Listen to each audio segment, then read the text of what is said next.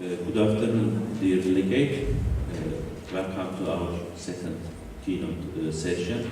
So today we have Professor Dr. David Treagust. We are honored to have him. He's going to make his speech about 45 minutes. Then we are going to take the question. So first I would like to introduce him briefly, because he has many qualifications. So, Dr. David Treagust is a professor of science education in Science and Mathematics Education Center at Curtin University. He taught secondary science for 10 years in schools of England and Australia. He also worked at the university in USA and also Australia. He's the author of over the 240 science education articles in referred journals, as well as the several books and chapters, etc., and have presented over the 250 papers at international and Australian conferences. His research interests are related to understanding science ideas about the science concept, especially the chemistry concept, how these ideas contribute to conceptual change and can be used to enhance the design of curricula and teacher classroom and practice. He is a member of Australian National Advisory Committee for PISA since 1998 and also was the president of the NARST, and he is currently managing director of the Australian Science Research Association.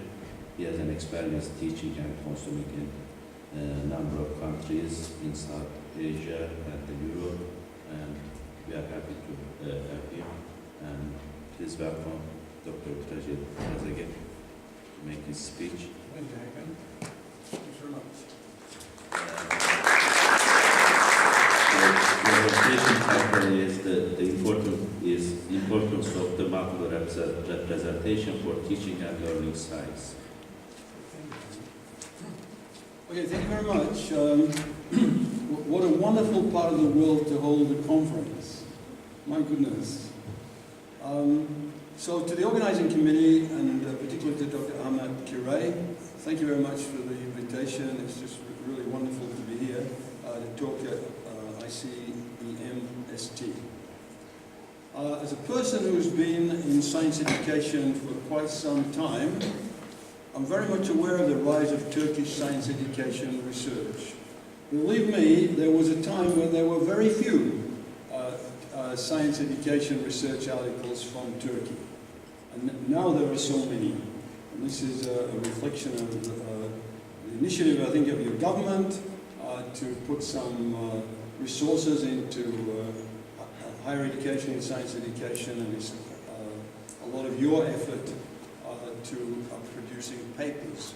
Just before I refer to this talk, I want to show you two slides.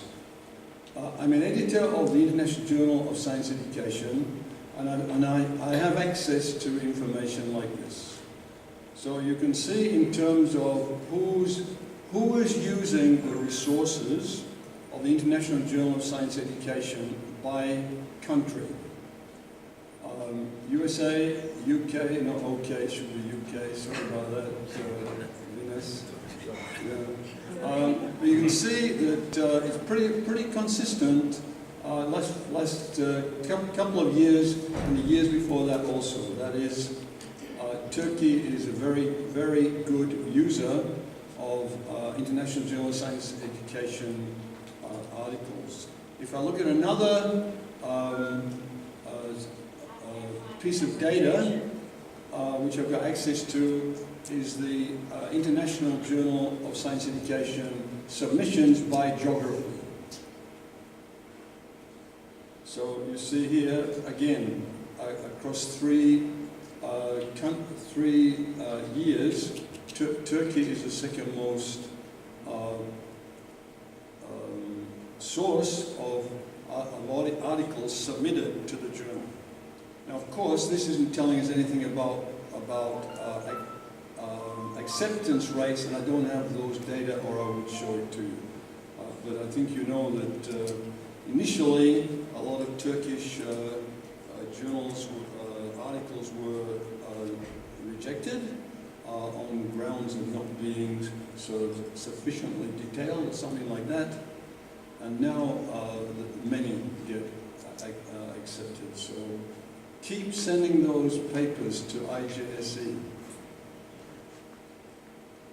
Okay, so this talk I would like to talk as a keynote in a very general way, and then I will give you some specifics from a particular study.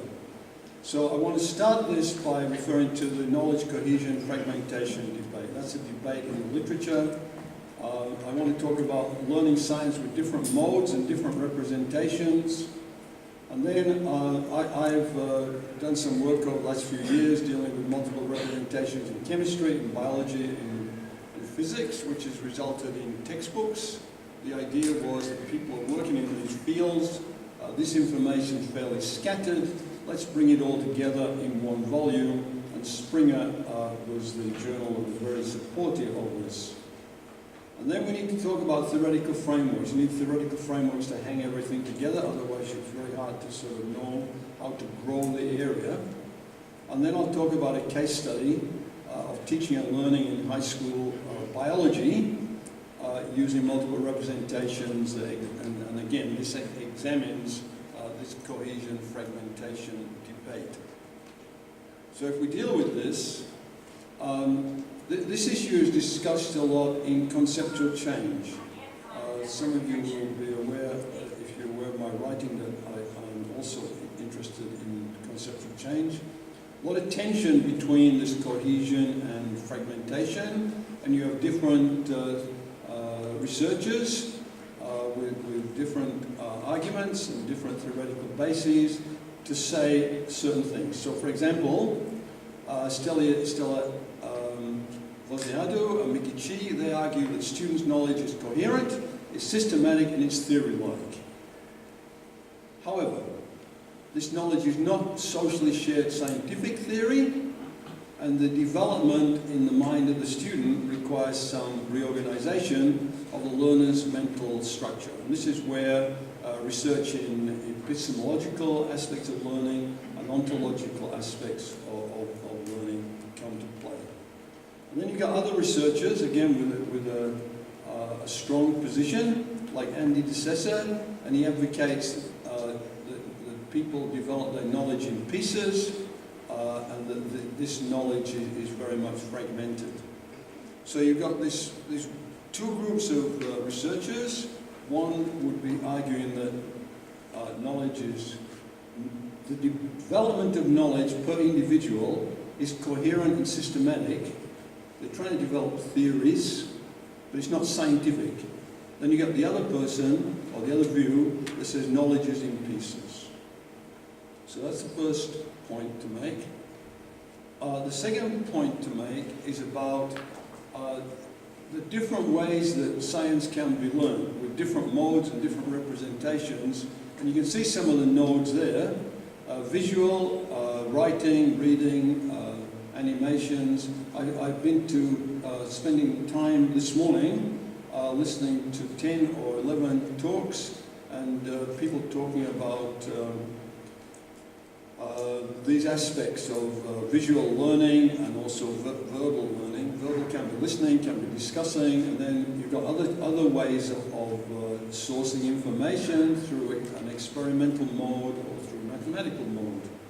And we had some discussion yesterday at one of the posters about this mathematical mode. So these modes are also external representations. They're not internal, they're outside your brain, and so you can see them, you can do something with them, they can be manipulated or whatever. They're external representation of what's in your mind. And this science knowledge can be represented in different ways too, through analogies, metaphors, models. And again, if some of you know my work, I've dealt with these aspects, looking at learning in classrooms with teachers using analogies, using metaphors, using models. So science concepts can be represented at different levels of organization or perceptions. So you've got a human eye, and then you've got these fancy equipment. I mean, just a normal microscope or an electron microscope, for for something more sophisticated. And then the other aspect, you've got to differentiate between what is real and what's a representation. That's not a simple aspect. Doing some work with models with students from age like 14 to 17, many were not differentiating carefully between what is real and what is a representation, and more about that in a minute. And then you've got internal representation. The internal representation is what we make use of it in our mind. So how we represent it in our mind is a mental model, and then you have to express it as an express model, and that's the external representation. So there's a lot going on in learning, and I think one of the problems of politicians that they don't always realize, they don't have the knowledge of education, most politicians, unless in Australia, and so they have very simplistic views of learning. Another way of looking at all this, and you just realize the complexity of how we can represent what we know or what we want to know. This cube came from some work by Chayan Su and I. He's a former doctoral student, and we worked together. And you can look at the, for example, the modes, continuum of increasing abstraction. So there's many different ways that you can look at a mode, from a photograph to what we call linguistic language. And then if you're dealing with the topic of biology, you've got those 6 basic fields, and other people might reorganize biology in a slightly different way, but I think that's fairly good in terms of evolution, homeostasis, energy, matter, and organization. What does it say? Well, continuity, development, and ecology. And then on the right-hand side, you have the issues that most of us are familiar with, and again, some talks this morning dealing with that we're dealing with entities in science at different levels. Things we can see, macro, things that are small, we can see with a microscope, things that we can't see with a microscope, submicro, and then we get all this way to talk about it, to represent it. So all this information is in the hands of the teacher, and hopefully can be passed on to the learner, so we can see how the learning can develop. So we have learning science with different modes and different representations, and the argument is that effective use of different modes and multiple representations, effective use, and more about that in a little while, can improve understanding of science conceptual knowledge. The same would apply to mathematics, by the way. The same would apply to technological issues. It can also enhance problem-solving skills. A couple of papers this morning and some posters yesterday dealing with problem-solving skills. It can reduce the difficulties in understanding the links between different representations. This is a key issue, that third point. And of course, if you're reducing the difficulties in understanding the links between different representations, you're leading to less fragmented knowledge and more coherent understanding. So there's a lot to be gained by this. There's a lot of talk in Western society about decreasing enrollment in science. It's a really big worry, and I can talk at length about that, why this is happening. So often students don't understand what they're doing. It's all meaningless. So if you get some meaning into this through these different levels of understanding, then my argument would be this would increase enrollments. I don't know whether any of you have seen this painting by René Magritte. The first time I saw that painting, I think it's in the Chicago Museum of Art, and it's a huge painting. It's bigger than the screen there. And of course, when I saw it, my immediate reaction, that's a pipe. And then it dawned on me No, it's not a pipe. It's a representation of a pipe. And as I said here, maybe every science course should begin with this painting, because it's so clear. I mean, you see it, it's a pipe. There's no doubt about it, it's a pipe. But you can't use it to put tobacco in. It doesn't work, so it's not real. It's a representation. And so we come to chemistry in this situation. So here is something from a textbook, combustion of methane.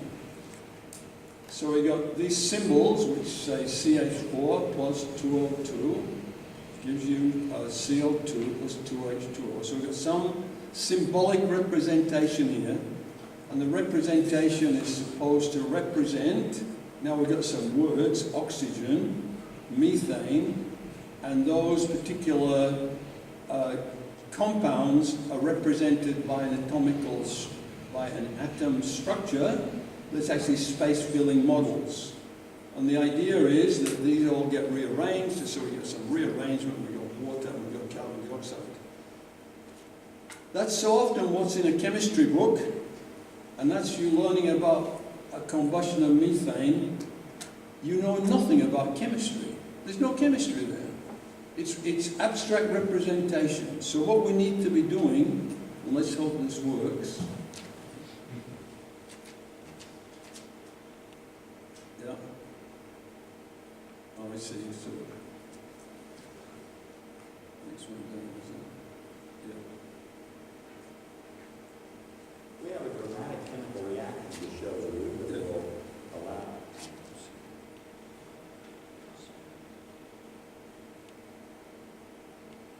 I always have trouble with this because I'm one of those older people with technology, so I haven't quite got it sorted out. We have a dramatic chemical reaction to show Okay, so just go to the beginning. allow you to practice. Yeah. So what we need to know something about the chemistry, and here is the chemistry in a very 1-minute YouTube. We have a dramatic chemical reaction to show you that will allow you to practice writing and balancing chemical equations. What we're going to do is to light a candle that we've taped to the end of a meter stick. We're going to use this to ignite some methane gas bubbles. We've got the rubber tubing connected to a small funnel, and here we have a beaker of soap solution. By placing it into the soap solution, we can produce bubbles. These bubbles can then be shaken from the funnel as they form and ignited by the flame as they rise in the air. You'll want to make sure that you have the floor and your tabletops covered with paper, as you will get dripping wax from the candle.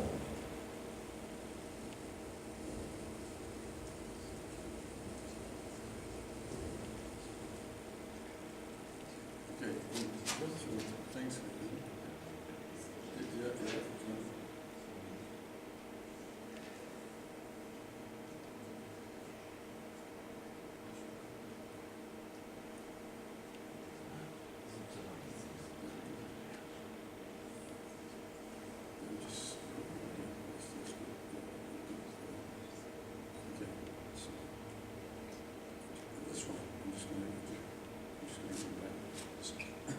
So how many of us learn chemistry like that?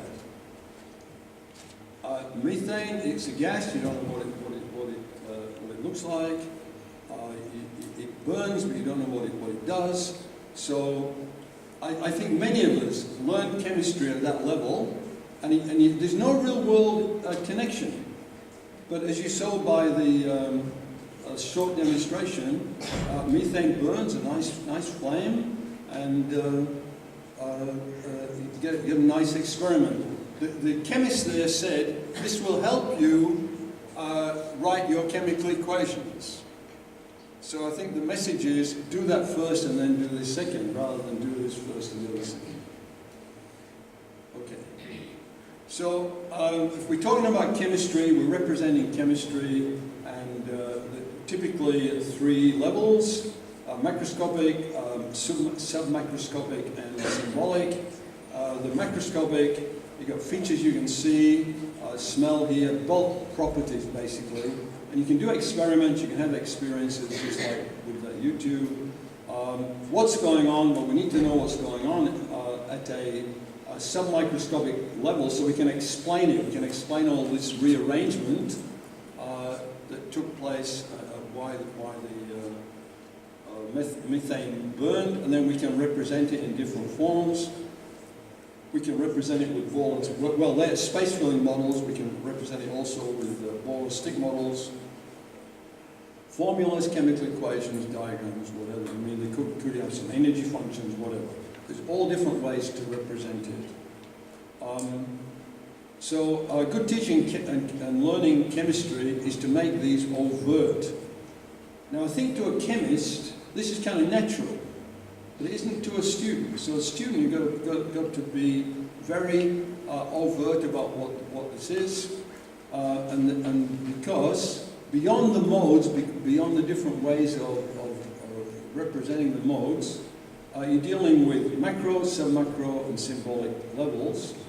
And taken together, these three representations play the key role in understanding the nature of chemistry.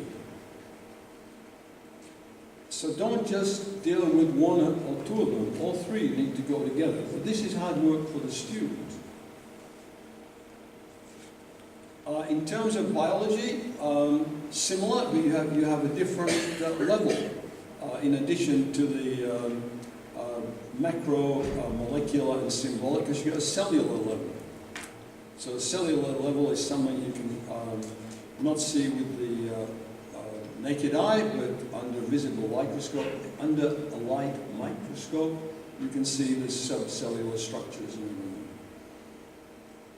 And again, to know something about biology, you need to be dealing with those particular levels. And Venus Hung was telling us today about the difficulty of students learning with these different levels, and she brought in other elements to do with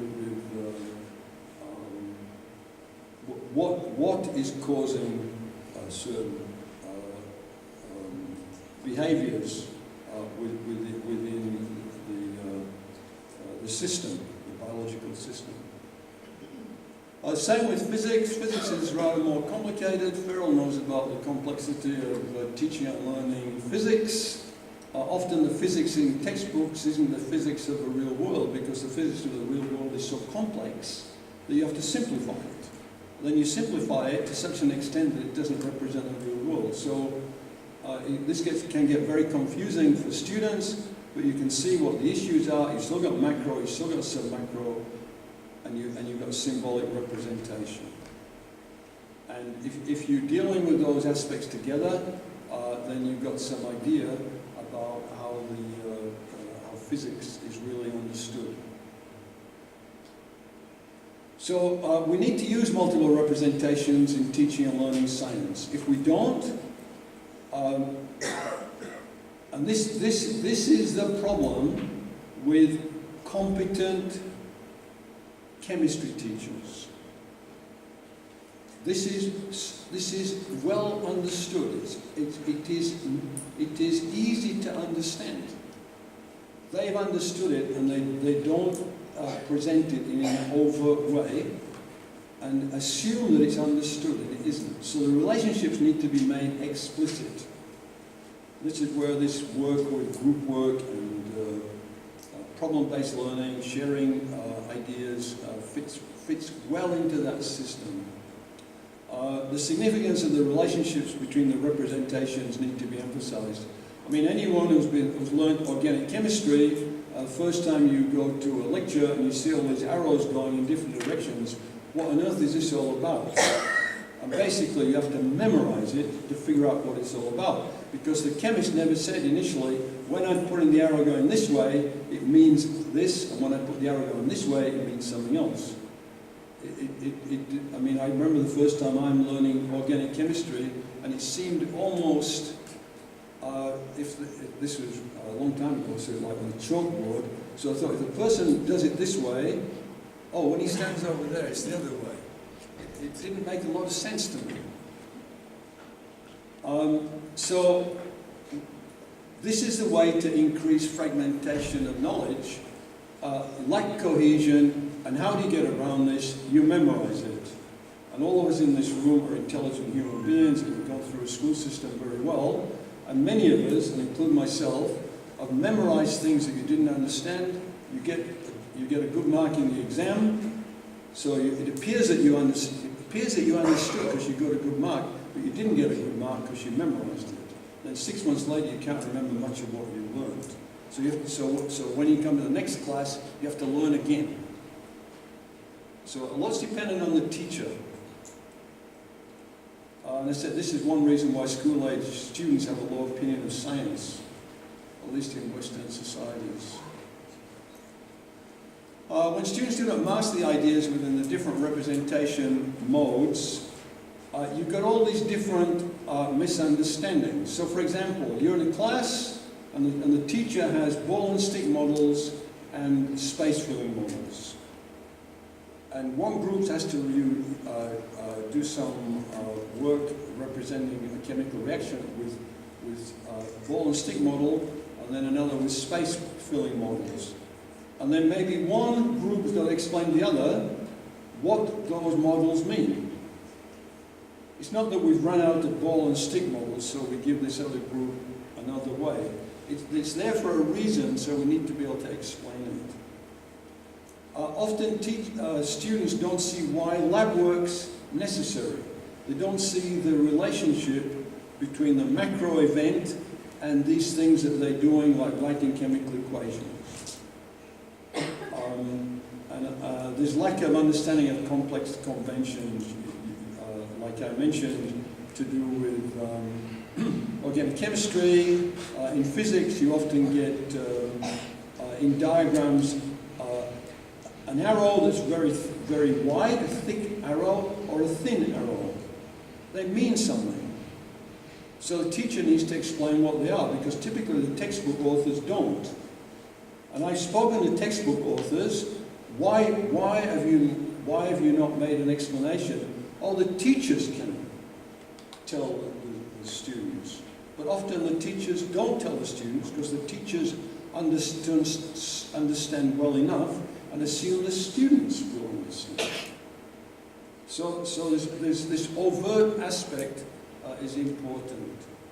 And if it's not done adequately, then you don't move mentally between three types of representations. So something now that looks a bit like a sales pitch, but I just want you to see that this comment is reality. With John Gilbert, many of you will know of John Gilbert's work. We put together this book, Multiple Representations in Chemical Education. It's got about 15 chapters, different people from all over the world, and they're doing work looking at these different representations, how the different representations can be put together. And similarly, I had this. There's Peter Mahaffey, he's a Canadian, and there's just a nice representation that brings in a visual of water, rather than just H2O, and we assume that everyone knows H2O is water. And I think back to my own I taught chemistry for 10 years. I think back to how many lessons I started off, writing on the board CaCO3. I just assumed that all the students would know what that was. But maybe half the students had no idea. I didn't ask them. Multiple representations in biological education. Again, this colleague Chayan Su and I, he was quite a brilliant guy. He wanted to do this as a doctoral thesis, write a book as a doctoral thesis. No, slow down. This isn't going to work. But we did that when he finished. Something which is really neat, I don't know whether you know this, Biologica. It's out of a group in Boston. And here is linking representations, some work dealing with dragons. And so you've got the phenotype, you see what it looks like. Dragons have got different features, different color, different tails, different wing colors. And then you've got a representation in terms of chromosomes, and then also the pedigree. This is really fascinating. We've used this in schools in Australia. The boys think this is marvelous. The girls think this is such a waste of time. Let's do something that's real. So there's a gender, we had a discussion this morning about a gender issue, so that was an issue here. The next one was multiple representations in physics education. So again, you've got these different representations, things like this.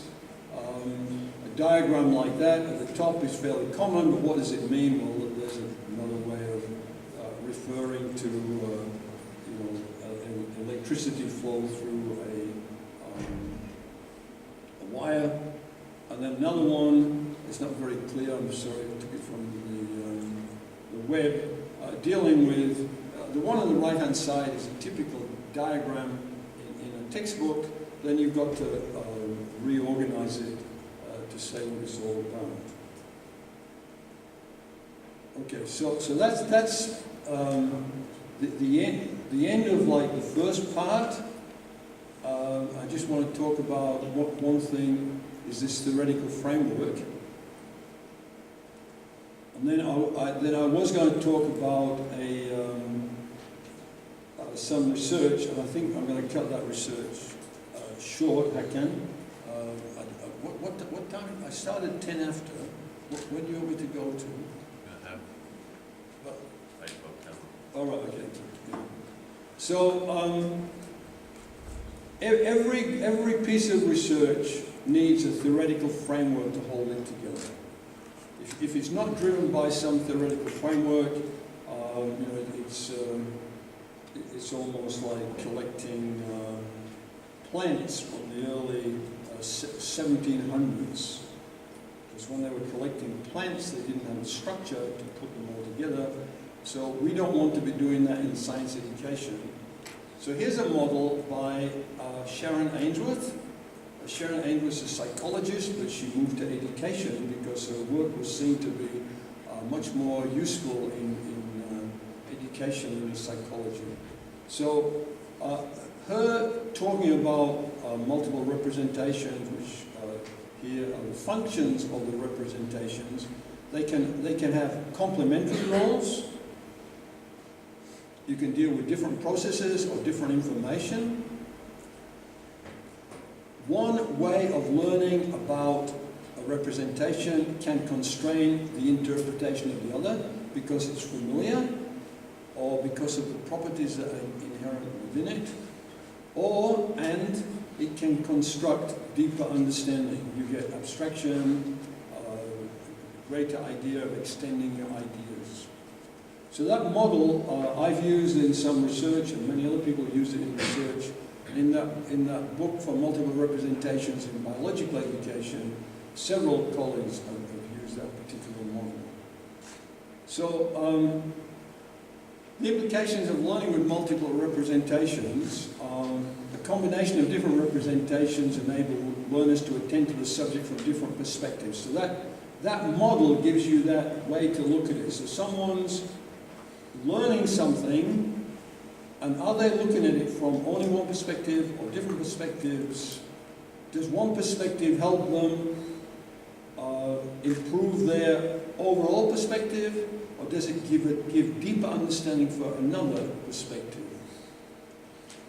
So it can provide new insights, construction of new knowledge, and as I said, this deeper understanding. And this notion of coherency, I think, is very, very important. The notions of representational competence will vary across context. So someone might be very competent in physics, for example, but not in biology. And Australia, like Turkey, we have general science up to year 10. So you get a teacher of physics, or someone like me, chemistry, and I'm teaching biology. I don't know a lot of biology, so it's kind of limited my teaching when I was a teacher. Right, I'm going to introduce in 2 minutes.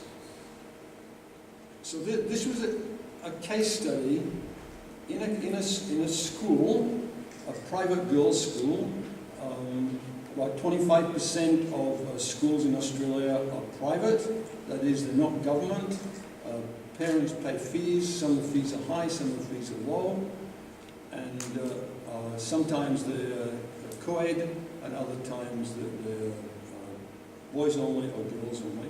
This was a girls only school, and we're looking at what's the next one? We're looking at human breathing mechanism. So we've got lungs, and the models of the lung come from a textbook, and the teacher used all these representations, bell jar model. So I don't have time to go into details, and I should have realized it would take longer than this.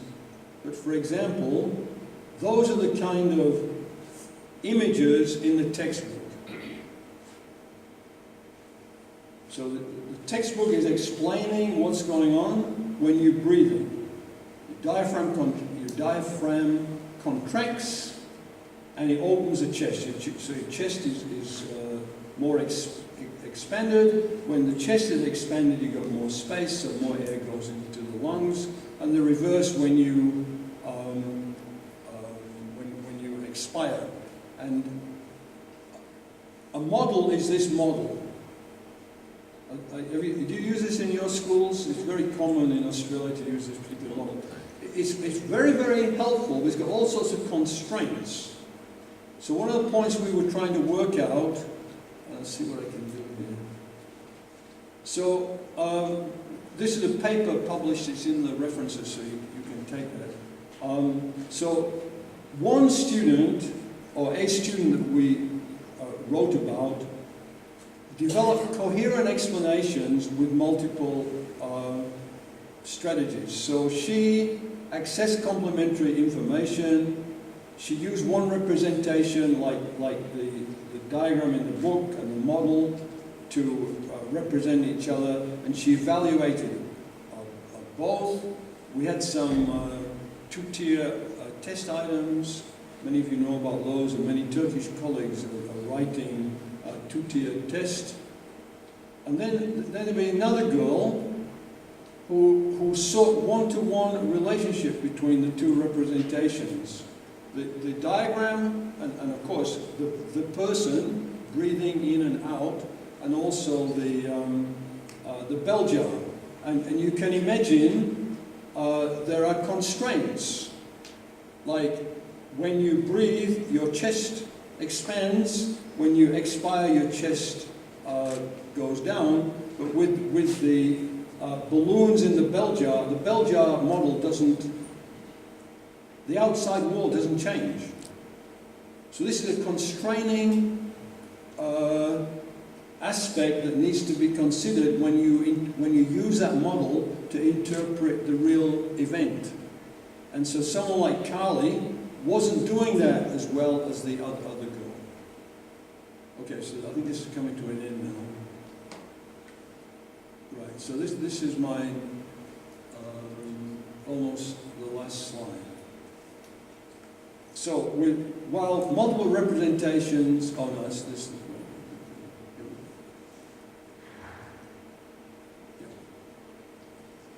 okay, so the implications of learning with multiple representations. A combination of different representations enables learners to attend to the subject from different perspectives. It's hard work, but when you've got the different perspectives and you understand, for example, with the bell jar doesn't have a chest wall that increases. Oh, I see. So something's different, so I don't try to learn this with a one-to-one correspondence between my chest expanding and the outside of the bell jar. Simple. So you've removed a constraint already from your learning. And it needs to be made more overt, that's what I said. Learning with different representations provides new insights in the construction of new knowledge. It enables deeper understanding and this coherency, which I started off with. And as I said, notions of representational competence vary. Textbook representations and conventions need to be taught. And look, this is another point. From research with undergraduates in physics, we try to teach all these different representations, like diagrams, drawing, equations, and description. Most students would prefer to use a description, even though we asked them to represent your understanding of, say, how do you spear a fish in a lake. I mean, that's a nice diagram, right? It just comes to mind immediately. Many would write, and writing would be the dominant way. And I think that's because they like the exam structure. Learners have a tendency to focus only on one representation, and learners need opportunities to use more than one representation.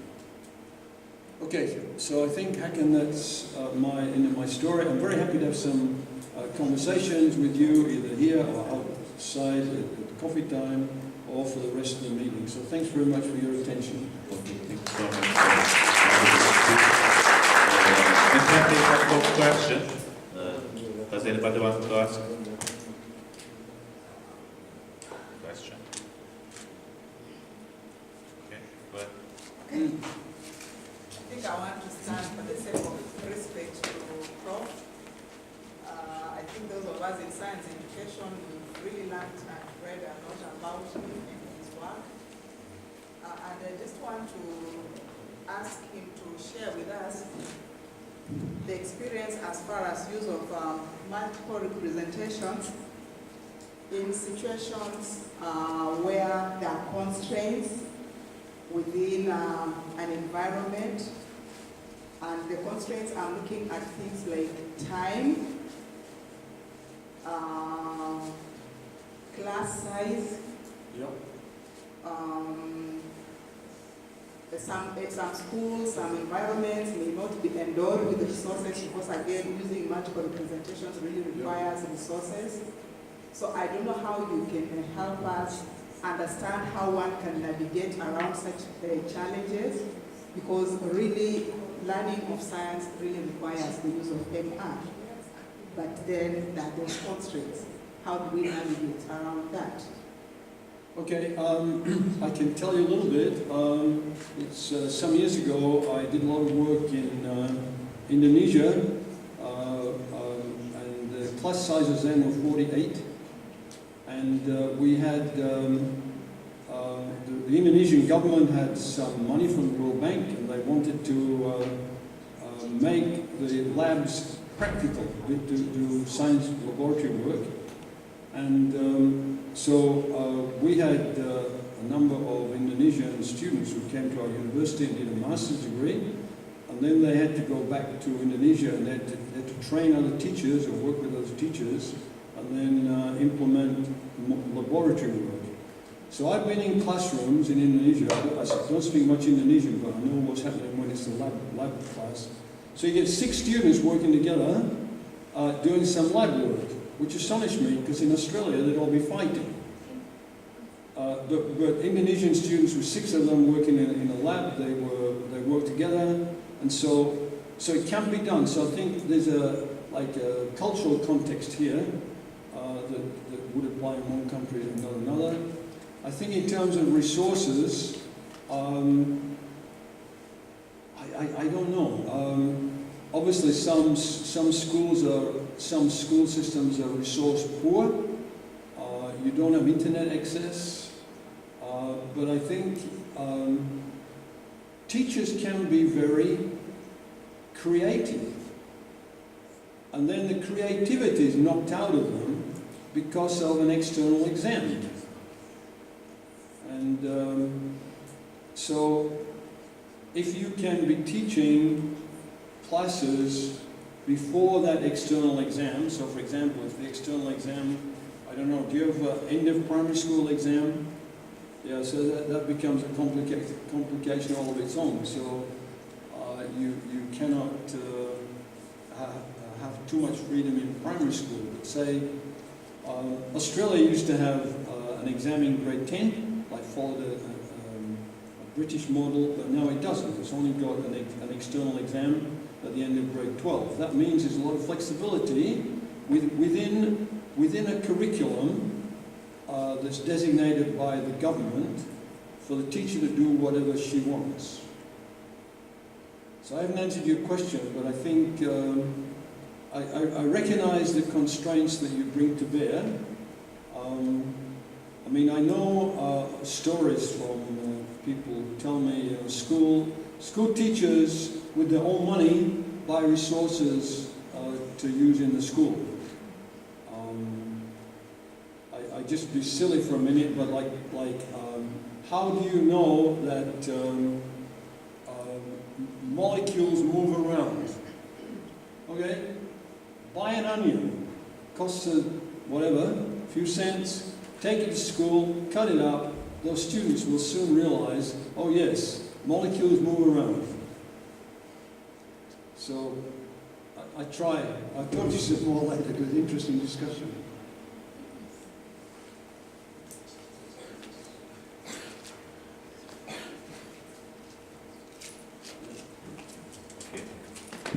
Okay, thank you so much. Now we have token of appreciation. So I would like to invite Professor Dr. Mustafa Pertuan to give him. He's a Dean of the College of Education at Curtin University. So why not?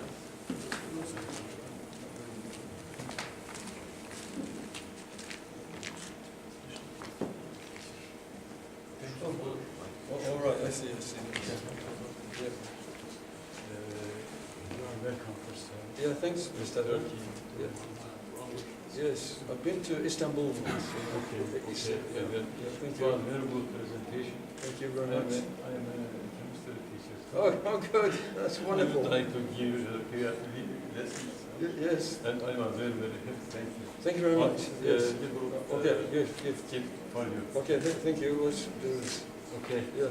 Thank you.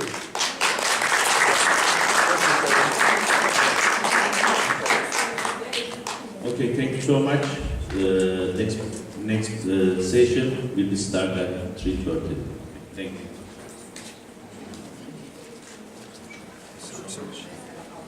Thank you. Is that okay?